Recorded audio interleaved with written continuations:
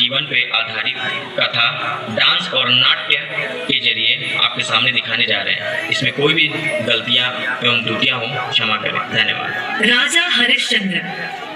श्री राम के वंश अर्थात सूर्यवंश में एक राजा हुए थे हरिश्चंद्र। राजा हरिश्चंद्र अत्यंत ही सत्यवादी एवं धर्मात्मा थे। उनकी कीर्ति से देवताओं के राजा इंद्र को भी ईर्ष्या होती थी। ईर्ष्यावश इंद्र ने महर्षि विश्वामित्र को हरिश्चंद्र की परीक्षा लेने के लिए उकसाया। इंद्र की बात मानकर विश्वामित्र ने अपने योगबल के द्वारा राजा हरिश्चंद्र को एक स्वप्न दिखलाया। उस स्वप्न में राजा हरिश्चंद्र ने अपना संपूर्ण राज्य विश्वामित्र को दान कर दिया। स्वप्न वाली रात्रि के समाप्त होते ही भोर में महर्षि विश्वामित्र ने अयोध्या पहुंचकर राजा हरिश्चंद्र से कहा, बहुत हुआ, विश्वामित्र को तुमने समझने में भूल की है। आपको समझना मेरे वश की बात नहीं।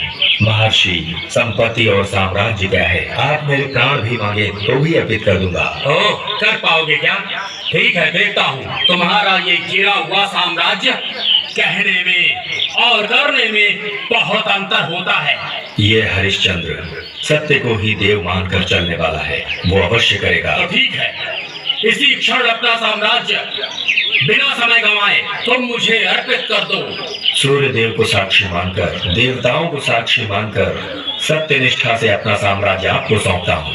जय हो हरिश्चंद्र, कर्तव्य का पालन करने वाले तुम ही हो।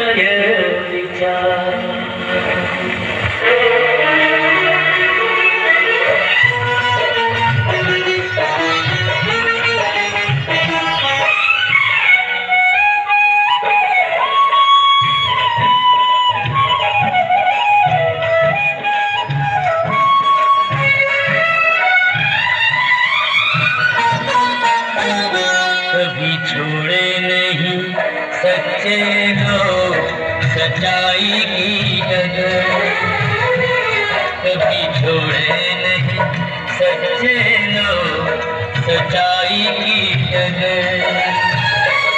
चाहे कांटों में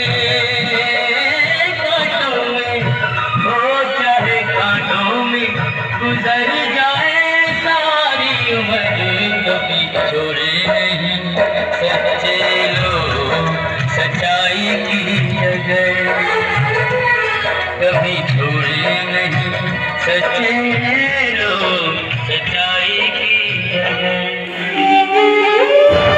अति उत्तम महाराज, अति उत्तम। परेशानियों में डूबे रहने के कारण गुरुदेव को दिया हुआ वचन भूल गए क्या? निर्धारित समय से पहले ही मैं अपना वचन पूर्ण करूंगा, थोड़ी करुणा कीजिए। ओह, कह सकते हैं, परंतु मेरा समय तो खत्म हो रहा है, कर्ज का क्या होगा? आपका कथन सत्य है, परंतु इस संबंध में कोई भी मार्ग मुझे नहीं सूझ रहा है महोदय। मुझे एक उपाय सूझ रहा है। मुझ पर कोई कर्ज नहीं, बस इतना कर दोगे तो गुरुदेव के कर्ज से मुक्ति पा जाओगे। ये क्या कह रहे हैं? पराजय को मानकर महान सूर्यवंश की परंपरा को कलंकित करने को कह रहे हैं? क्या यही उपदेश दे रहे हैं आप मुझे? ठीक है, तो तुम बने रहो सत्यवादी। स्वामी, बिल्कुल संकोच न करें, अपनी पत्नी को बेचकर ही इस समस्या का निवारण कीजिए। तुम्हें बेच दूं तारा रानी? प्रभु, राज और राजनीति में मैं यदि गुलाम बन गई तो संकोच नहीं। मैं अगर बिक भी जाऊं तो कोई बात नहीं, लेकिन मेरे स्वामी के हृदय में कोई संकोच नहीं होना चाहिए। ऐसी दयनीय स्थिति मेरी ही क्यों मेरी समझ में नहीं आता। ब्रह्मा, इतनी कठिन परीक्षा क्यों? इससे अच्छा तो मृत्यु ही आ जाए।